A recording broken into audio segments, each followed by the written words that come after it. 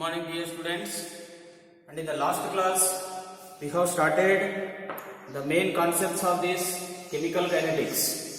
So in the previous class we have discussed about the factors which are affecting on the rate of the reaction.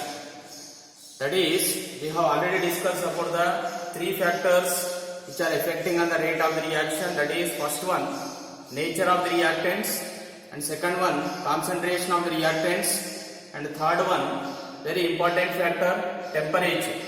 So today in this class we will discuss about one more important factor which is affecting on the rate of reaction.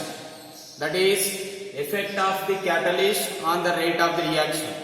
And before going to see the effect of the catalyst, means how the catalyst is affecting on the rate of the reaction, let us discuss some important properties of the catalyst. You know what is meant by the catalyst? The definition of the catalyst can be taken as, it is a substance which is not directly involved in a chemical reaction, which is not directly involved in a chemical reaction, but it is increases the rate of the reaction. The substance which increases the rate of the reaction without directly involving in a chemical reaction, that substance is called as what? Catalyst. One of the best example for the catalyst you can take, for example, this is a reaction, 2 moles of KClO3 which gives rise to the 2 moles of potassium chloride plus 3 moles of oxygen. In this we are using MnO2 as a catalyst. Manganese oxide is used as a catalyst. So here it does not directly involve in a chemical reaction, but what it will do, it increases the speed or the rate of the reaction. And here what are the main characteristics of catalyst?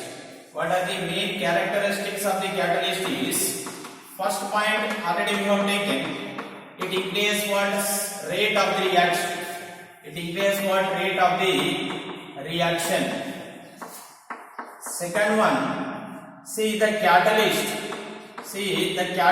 is so which increase the rate of the reaction, but it cannot be chemically unchanged in the reaction.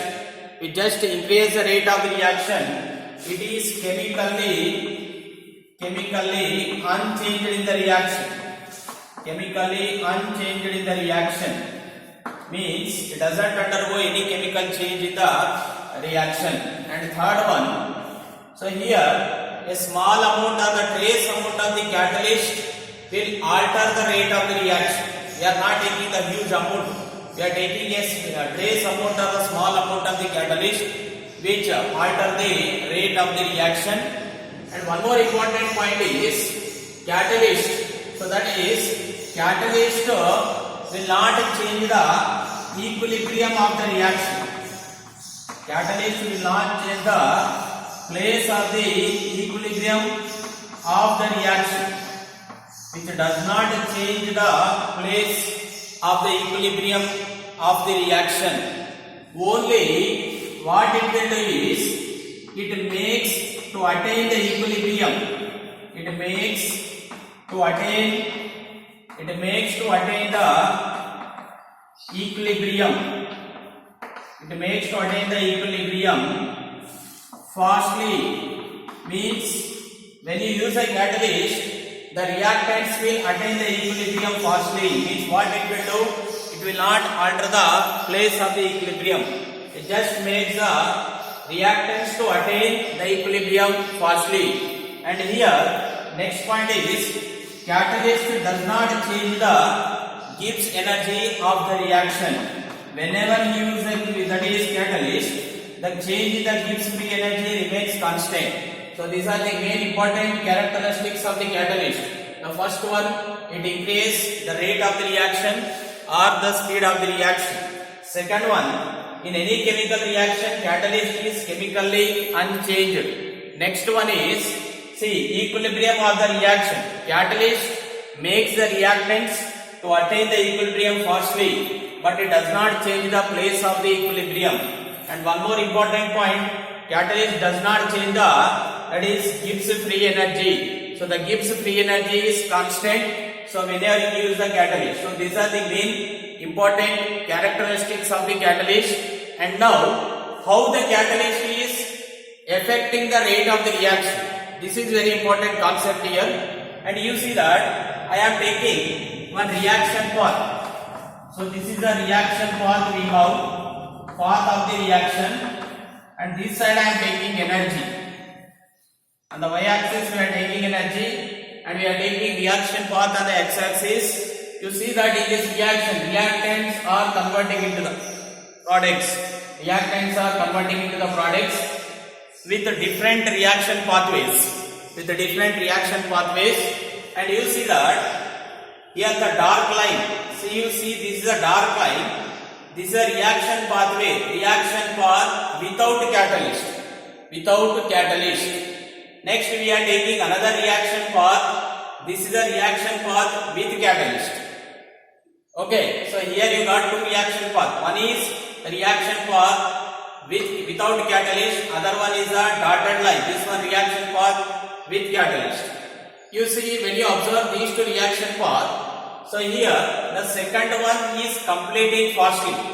Second reaction path is completed fastly, means in the presence of catalyst.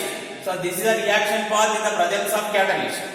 Therefore, the catalyst, in the presence of the catalyst, the activation energy of the reaction decreases. So you see that here to here this is the activation energy, and here also here to here activation energy. This activation energy is in the absence of catalyst. This activation energy is in the presence of catalyst. When you compare both, so in which case we have less activation energy, in the presence of catalyst we have less activation energy. Means very important point, the effect of the catalyst is catalyst decreases activation energy. Catalyst decreases activation energy of the reaction. And it decreases the activation energy of the reaction and increases the rate of the reaction. So this is a very important point. See the effect of the catalyst. What is the effect of the catalyst on the rate of the reaction? Catalyst decreases the activation energy of the reaction and increases what? Rate of the reaction. So this is a effect of the catalyst on the rate of the reaction. And next we will discuss one more topic here. This is the last topic remain in the chemical kinetics chapter.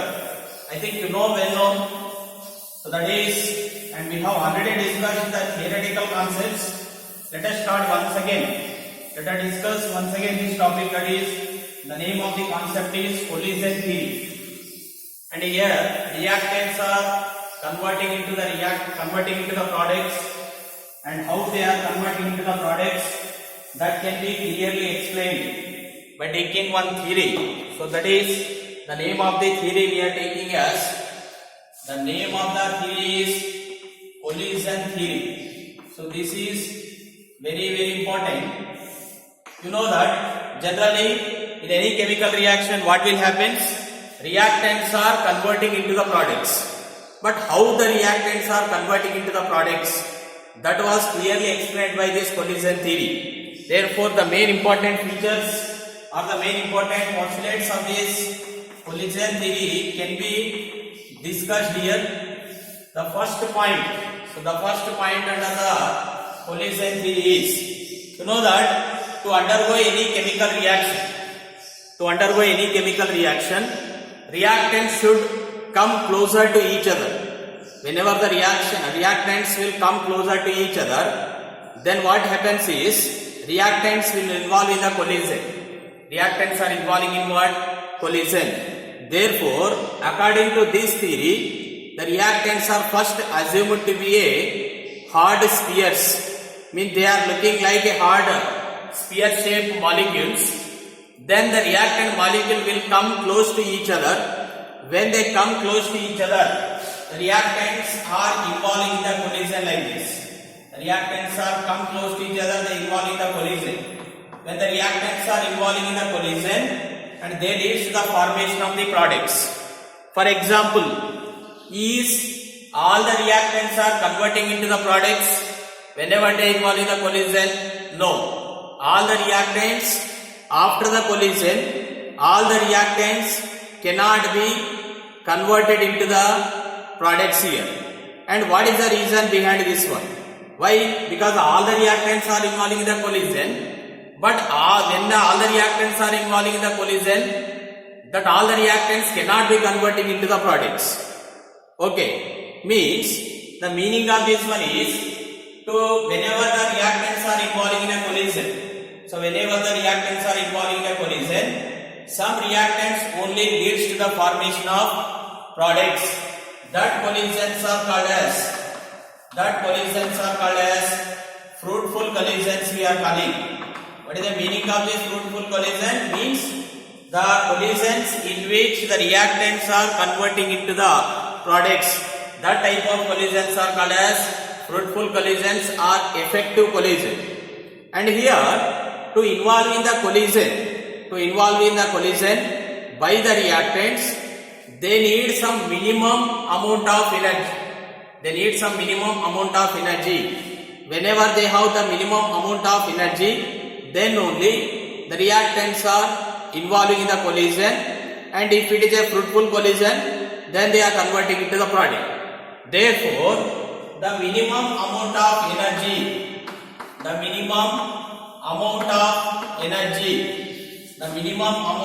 energy which is possessed by the reactants to involve in a collision, that energy is called as we are calling it is threshold energy having molecules only involves in the collision and they leads to the formation of the products. And now, for example, so in ordinary conditions, reactants are having energy less than threshold energy. In ordinary condition, what happens is reactants are having energy less than the threshold energy. So that type of the reactant molecules are called as normal molecules. We are calling that is normal molecules. So in ordinary condition, what happens? The reactants are having energy less than the threshold energy. That type of the reactants are called as normal molecules, and that energy is called as energy of normal reacting molecules. Because these are normal molecules, therefore that energy is called as what? Energy of normal reacting molecules. And these normal molecules will not, when they involve in the collision, they do not form the products. Why they do not form the products? Because they are not having the energy equal to the threshold energy or more than threshold energy. Means they don't have the energy which is equal to the threshold energy. They have only normal energy. Therefore, these molecules are called as normal molecules. Normal molecule cannot lead to the formation of the products. Therefore, they can be converted into the product. That normal molecules can be converted into the product by supplying extra energy, by supplying some additional energy. That energy is called as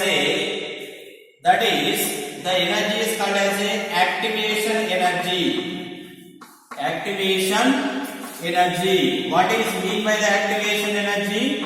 Activation energy means the extra energy or additional energy supplied to the normal molecules to form the products or to participate in a collision leads to the formation of products. That extra energy is called as what? Activation energy. And now activation energy is calculated like this. Activation energy is calculated by the formula threshold energy minus energy of normal reactive molecules. Energy of what? Normal reactive molecules. Means when you subtract this energy of normal reactive molecules from the threshold energy, the remaining energy is called as what? Activation energy. And now, so this is the formula to calculate the activation energy. And one more important point we have here in this collision theory, not only activation energy or threshold energy, not only activation energy or threshold energy of the reactants leads to the formation of products. So to convert the reactants into the products according to this collision theory, see here threshold energy is required, activation energy required, but these two criteria are not enough to convert the reactants into the product. Here one more important factor is that is called as proper orientation of molecules. Proper orientation of molecules. Proper orientation of molecules and activation energy together leads to the formation of products from the reactants according to what? Collision theory. And what is mean by this collision? That is proper orientation of molecule. The proper orientation of the molecule means here I am taking the reaction. For example, we are doing a reaction between, so that is CH3Br. Okay, otherwise you can write in detail Br, hydrogen, hydrogen, hydrogen. This is CH3Br. When it reacting with that is a nucleophile OH minus. This nucleophile can be attacked on this Br minus in the two ways. For example, if it is attacking from the front side, so and it can be attacked from the back side. So this front side attack of the nucleophile on the Br minus is called as we are calling it is improper orientation. Improper orientation. And here this is attack from the back side. Attack of OH minus to this CH3Br. This is called as a proper orientation. So from the front side it is a improper orientation. So here from the back side it is a proper orientation. Why? The front side is a improper orientation because OH minus and Br minus. So both are acting like a nucleophile. Therefore the leaving of this nucleophile cannot take place easily. Therefore the reaction is not takes place. So in the first condition or improper orientation, during the improper orientation, what happens? The reaction will not take place and the reactants are bounced back. They remain as the reactants only, not converted into the product. But proper orientation leads to the formation of what? Product. Therefore it gives rise to the CH3OH plus Br minus. Therefore not only activation energy and threshold energy leads to the formation of products from the reactants. Here one more important criteria is what? Proper orientation of the molecules. And here I told you the main important point is during this theory, collision theory, reactants should involve in what? Collision. Without collision, the reactants cannot be converted into the products. Therefore, the number of collisions taking place, the number of collisions taking place per unit volume, the number of the collision taking place per unit volume and per second. Per unit volume and per second between the reactants is called as a collision frequency. And by taking by considering the collision frequency and proper orientation of reactants, we are writing one equation for the rate of reaction. So this is the equation. Rate is equal to we are writing the equation rate constant K ZAB. ZAB means it is the collision frequency between the two reactants A and B, and proper orientation of the molecules is P, and we are writing P e to the power of minus Ea by RT.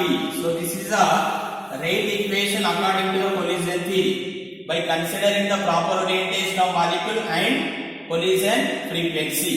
Okay, and not only this, we can explain by taking some systematic, that is diagrams also, how the reactants are converting into the product in this collision theory. So to explain this one, here we are considering two types of the reaction, that is exothermic reactions as well as endothermic reaction. First I am writing for the exothermic reaction. First I am writing for this exothermic reaction.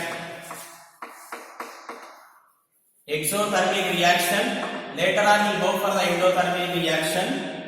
You know that in case of exothermic reaction, reactants are always having higher energy than the products.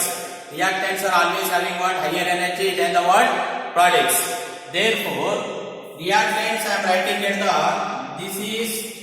these are at the reactants and these are the products. So we are writing these are as the reactant and these are the products. Okay, and now here I am taking energy, or else you take potential energy, and it is a reaction coordinate. Now here to here, whatever the energy is, so this energy is called as a threshold energy. We are taking it is as what? Threshold energy. And here to here, whatever the energy is present, this is called as a energy of normal reacting molecules. Energy of what? Normal reacting molecules. And here, whatever the energy is present, this energy is called as a activation energy. Therefore, in case of, you see that in case of exothermic reaction, reactants are at higher energy compared to the what? Products. Okay, and now activation energy is equal to, what is the formula? This is the activation energy is equal to the threshold energy, total energy, threshold energy minus energy of normal reacting molecule. Energy of normal reacting molecule. This is the formula used to calculate activation energy in case of exothermic reaction. You remember, in case of exothermic reaction, energy of reactants greater than energy of what? Products. Energy of reactants are greater than what? Energy of products. And I am taking for the endothermic reaction. Similarly, I am writing for endothermic reaction. And how can you write for the endothermic reaction? Let us. It is as usual like exothermic. Only one difference we have to consider. So, reactants are at lower energy compared to the products. So, these are the reactants, these are the products. Okay, again it is a threshold energy. Now, so we are taking up to here to here, whatever the energy is present, this is called as energy of normal reacting molecules. And here to here, whatever the energy is present, this energy is called as a activation energy. And here again on the x-axis we are taking reaction coordinate. Next to here I am taking energy or else potential energy. Okay, similarly, only same formula. Activation energy is equal to what? Threshold energy minus energy of normal reacting molecule. But in case of endothermic reaction, remember, energy of reactants. Here energy of reactants is greater than energy of products, because here more energy is reactants, but here we have less energy, products are more energy. Therefore, energy of reactants is less than energy of products. Energy of reactants is what? Less than energy of the products. And this is the systematic graphical representation for the reaction pathway in case of exothermic as well as in case of endothermic reaction. Not only this, they are also showing some systematic representation of the collision theory in case of, that is, reversible reaction. In case of what? Reversible reaction. And how it is possible in case of reversible reaction? To know that in case of reversible reaction, what do you mean by the reversible reaction? The reaction which contains both forward reaction as well as backward reaction. So that reaction is called as what? Reversible reaction. And now I am showing here two graphs we are taking similarly. So you see that. Okay, so this is a energy and it is a reaction coordinate. So here to here, whatever the energy is present, this energy is called as the energy of forward reaction. Here we have reactants, products. Here to here, whatever the energy is present. So this is energy of forward reaction. Now I am taking again energy of backward reaction. It is the energy of forward reaction and it is the energy of what? Backward reaction. Energy of forward reaction, energy of what? Activation energy of backward reaction. Now see up to here. So whatever the energy is present. So otherwise you just take here like this. Okay. So now see here to here, whatever the energy is present.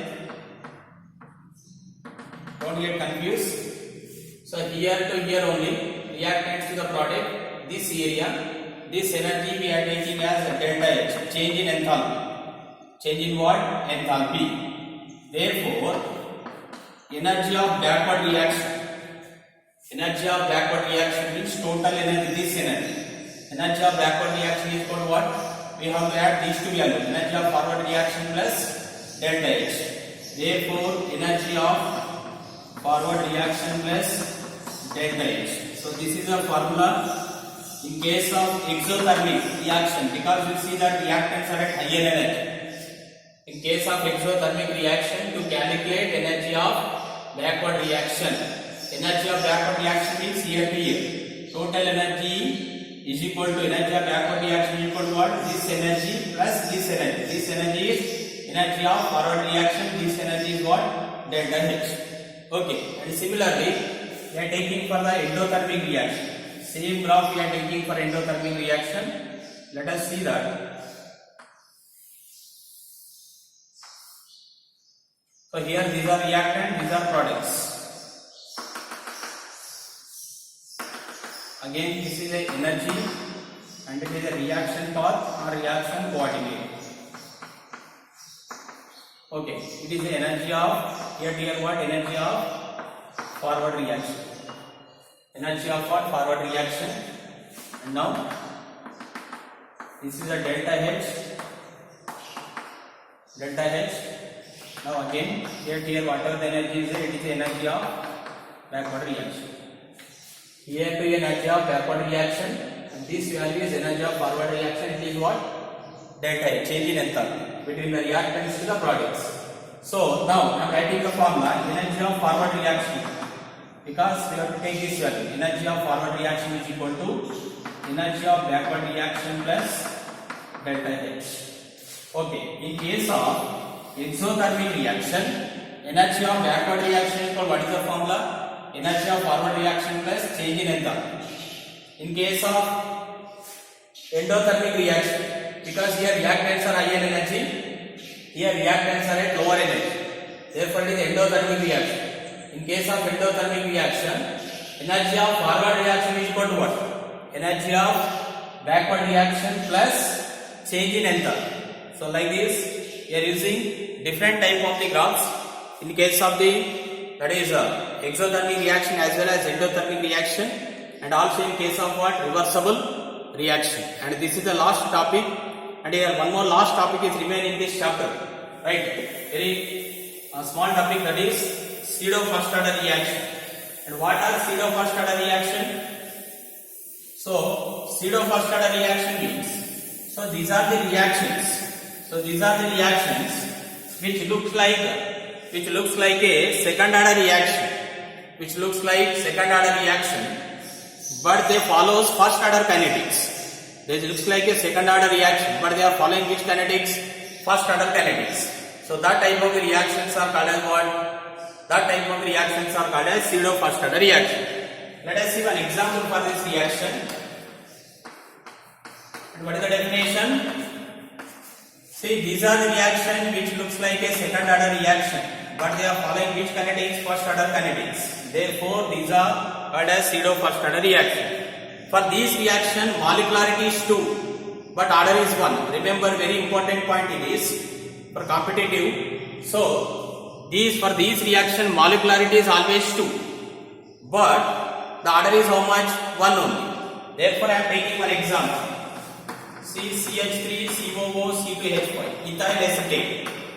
When you reacting with water, hydrolysis of ethyl acetate in the presence of mineral acid leads to the formation of ethyl alcohol plus acetic acid. Acetic acid. Okay, and now in this reaction, what we are taking? We are taking water as excess. Water as excess. So here in any reaction, whatever the reactant you take in excess, according to that reactants, order remains constant. Order remains what? Constant. Therefore, rate does not depend on that reactant. Rate is directly proportional to what? CH3, COO, C2H5. Now rate is equal to, so we are taking K into CH3, COO, C2H5. So here power is 1. Means, what is the order of the reaction? Order is 1. But how many molecules are involved in the reaction? 2. Therefore, molecularity is 2. Molecularity is 2. But order is 1. Therefore, these kind of reactions are called as what? Pseudo first order reaction. Means, the order, means they looks like a second order reaction. It looks like a second order reaction because 2 molecules are there, and here, but practically they follows which kinetics? First order kinetics. Therefore, these kind of reactions are called as what? Pseudo first order reaction. So with this last topic, we have finished the synopsis in this chemical kinetics. Thank you.